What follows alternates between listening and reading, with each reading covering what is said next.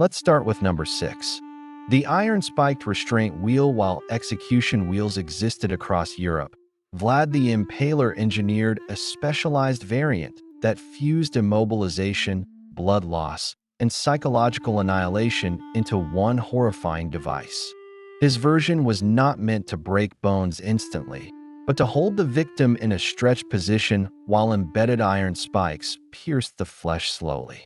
The wheel was laid flat, unlike the vertical versions used elsewhere.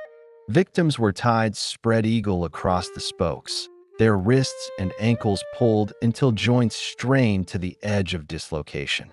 Vlad's innovation came with the spikes, small, rusted iron teeth protruding from the wood at precise points along the rim. They weren't long enough to cause instant death. They were designed to press into nerves, arteries, and muscles as the wheel turned beneath the victim's weight. Executioners rolled the wheel slightly back and forth every few minutes.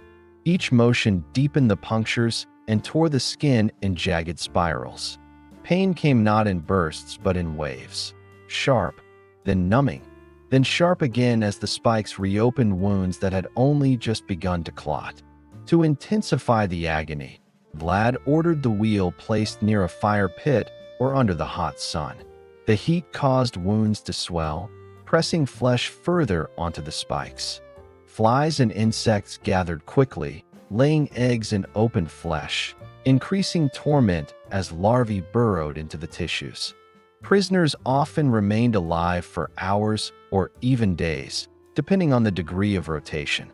Vlad used this slow torture on bandits, enemy scouts, and political rivals, people he considered pests polluting Wallachia. By displaying the victims publicly, he created a spectacle of prolonged suffering that reminded everyone that even the smallest offense could bring unimaginable punishment. The worst part wasn't the spikes, but the helplessness. Victims were conscious the entire time, staring at the sky while the wheel creaked beneath them, knowing no amount of begging would stop the slow grind of pain. Vlad didn't just break bodies with the iron-spiked restraint wheel, he broke morale across entire regions. Guys, can you help me to hit 1,000 subscribers on this channel? And it's my dream. Sorry for interruption, it's humble request. Let's continue the video. 5. The contaminated wound-tearing hooks. If impalement was Vlad's symbol of authority, the wound-tearing hooks were his way of extracting confessions and ensuring terror spread through rumor. This torture involved iron hooks, curved like butcher's tools, mounted from ceilings, beams, or scaffolds. But Vlad added a biological twist. Before use, the hooks were dragged through manure pits or rotting carcasses to contaminate them. Victims were stripped and lifted by their arms or shoulders onto the hooks, which dug into the muscle, not deeply enough to kill quickly, but enough to suspend the body's weight. The body sagged, tearing the wounds wider each hour. With contaminated metal gnawing at their flesh, victims developed infections within hours, long before antibiotics existed. Vlad didn't use this method to kill immediately. Instead, he used it as a mix of interrogation and slow punishment. As the body pulled downward, the hooks widened the gashes, sending sharp jolts through nerves. Some victims attempted to twist or wriggle free, but this only deepened the wounds and accelerated the spreading infection. Executioners periodically lifted the body slightly and dropped it again, causing fresh tearing. In some sessions, the victim was lowered onto the hooks multiple times, each rise and fall peeling away layers of the back or shoulders. Vlad timed these drops during questioning, forcing confessions from even the most loyal conspirators. The contaminated wounds became swollen and dark, leaking pus and blood. The smell alone shattered hope, convincing victims they were already dead men. Many confessed not because of the pain itself, but because the infection made survival impossible. Those who died from the hooks were often displayed with the same tools still lodged in their bodies. The horrifying sight spread across villages, torn flesh, blackened wounds, and stiffened bodies hanging like grotesque trophies. To Vlad, this torture was both a message and a method, a slow unraveling of flesh that mirrored how he believed enemies should unravel politically, painfully, bit by bit, until nothing remained. 4. The impaled drowning pit. One of Vlad's most sadistic combinations of fear and fatal engineering was the impaled drowning pit, a hybrid execution involving sharp stakes and water submersion. This method wasn't just painful, it played on deep human instincts: drowning, darkness, confinement, and impalement all at once. Vlad instructed his soldiers to dig deep circular pits near riverbanks or castle moats. At the bottom, sharpened stakes were embedded vertically, their points only a few inches above the ground. Victims were lowered into the pit, often bound at the wrists, but left mobile enough to struggle. Then the water began to flow in. Vlad controlled the flooding using channels or buckets, allowing the water level to rise gradually, never fast enough to drown instantly. Victims stood on the stakes, forced to balance on their bare feet to avoid being punctured. Each slip meant a new wound as the sharp would pierce the soles or ankles. The water made the stakes slippery, increasing the chances of losing balance. Worse still, the cold numbed the legs, making control impossible. Over hours, victims alternated between drowning and impalement, lifting themselves above the water only to have the stakes shred their skin as they climbed. When water reached chest height, panic set in. The confined pit amplified echoes of gasping breath and splashing, turning each attempt to survive into a psychological breakdown. Some victims tried to cling to the walls, but moss-coated stone offered no grip. Others stood on the stakes until their legs gave out entirely. Vlad designed this torture to break the will of enemy scouts, captured mercenaries, and soldiers who fled from battle. It symbolized his belief that cowards deserved a death that mirrored their actions, flailing, slipping, and sinking. Death came eventually through blood loss, exhaustion, full impalement, or drowning when the water reached the mouth and nose. When the pits were drained afterward, the mix of blood, mud, and floating bodies became a haunting testament to Vlad's imagination. Only someone who understood both human fear and anatomy could have created such a method. And Vlad the Impaler understood both with terrifying precision. 3. The gradual height impalement. Vlad III perfected many forms of cruelty, but none compared to the calibrated, slow-death impalement method he engineered himself. While impalement existed long before his reign, Vlad transformed it into an exact science of terror, one that maximized pain, longevity, and psychological destruction. He instructed his executioners to use specially carved stakes, smooth, thick, and tapered to a rounded point. The goal wasn't to tear the body apart quickly, but to slide the victim onto the spike so gradually that vital organs were avoided for hours or even days. Victims were stripped and placed face up or face down, depending on the crime. Vlad demanded precision. The stake was inserted between the legs or through the abdomen, then raised upright so the body's own weight caused the slow descent. Unlike crude impalements that killed instantly, his method kept the victim alive long enough to witness their own suffering unfolding inch by inch. Vlad's true innovation was the height system. Lesser criminals were impaled on shorter stakes, while traitors and high-value enemies were placed on towering poles visible from miles away. This height wasn't symbolic alone. It changed the physics of death.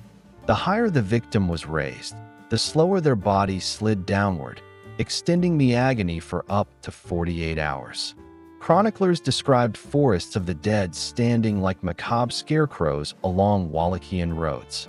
Vlad used this method to repel invading Ottoman armies, leaving thousands of slowly dying soldiers lining the battlefield. The message was unmistakable. Invasion meant a death not only painful, but humiliating beyond understanding. The method became so infamous that enemy commanders reported soldiers retreating before battle began, terrified of being taken alive. Vlad didn't just kill his enemies, He engineered suffering as a strategic weapon, one so horrifying it became synonymous with his name across Europe. 2. The cauldron firebox. Though lesser known than impalement, Vlad developed a torture method involving sealed wooden boxes placed over fire pits, creating a hybrid between a slow oven and a suffocation chamber. Victims were forced inside a narrow coffin-like container, unable to sit or lie comfortably. The box had tiny slits carved into its surface, just enough to allow hot smoke and limited airflow. Vlad's genius and cruelty lay in controlling time. A gentle fire heated the box gradually, ensuring the prisoner didn't burn instantly, but instead endured rising temperatures, accelerated heartbeat, and desperate, shallow breathing. Sweat evaporated faster than the body could produce it, creating a cycle of dehydration followed by hallucination. Inside the smoky darkness, victims screamed until their lungs weakened, eventually collapsing against burning walls they couldn't escape. The torment didn't end with heat. Vlad ordered small amounts of cold water thrown over the exterior at intervals, cracking the wood and creating sudden bursts of scalding steam within. This alternation of hot and hotter, not hot and cold, drove victims into a disoriented frenzy. Survivors rarely lasted long, but those who did told of skin blistering in waves and breath turning to fire in the lungs. The device served a political purpose. Vlad reserved the cauldron firebox for nobility, corrupt officials, and envoys he wished to make an example of. Unlike public impalements, this torture happened in confined courtyards or stone rooms within his castles. The screams, muffled by the box, echoed through the walls for hours, creating fear among those waiting for interrogation. Vlad reportedly used this method during purges against rebellious Wallachian boyars. It allowed him to eliminate conspirators quietly, yet with an intensity that spread through whispered rumors. The threat of being cooked alive in the wooden cauldron subdued many rival families. To Vlad, this wasn't merely punishment, it was a controlled demonstration of absolute power. With fire, smoke, and confinement, he created a torture method that attacked every human vulnerability at once. Fear of the dark, fear of burning, fear of suffocation, and fear of the unknown. 1. The stakehoisting rib tier. Among Vlad's personal inventions was a brutal execution that mixed hanging, impalement, and dismemberment into a single terrifying process. He designed it for spies, deserters, and traitors, those he believed deserved a death that mirrored betrayal itself, slow, tearing, and impossible to escape from. First, the victim's hands were bound behind their back, and a short, sharp stake, unlike the rounded ones used for slow impalement, was positioned beneath the ribcage. Ropes attached to pulleys slowly hoisted the prisoner upward, forcing the body down onto the stake's point. But Vlad added a gruesome twist. The stake wasn't meant to penetrate cleanly. Instead, it pressed against the lower ribs, cracking them slightly as the weight increased. Executioners then alternated tension on the ropes, raising and lowering the victim in controlled increments. Each adjustment forced the stake deeper, splintering ribs and tearing intercostal muscles. The motion was so gradual that victims remained conscious long after the first puncture, feeling each mechanical jolt resonate through bone and lung. Eventually, the stake pierced the thoracic cavity, but Vlad ensured the angle avoided the heart, keeping the victim alive as long as possible. As the stake lifted the victim, their body weight caused a horrifying separation of rib bones, exposing tissue and blood vessels. Chroniclers described the sound as a wet crackling, like branches breaking under pressure. This torture served more than cruelty. Vlad used it for high-value interrogations.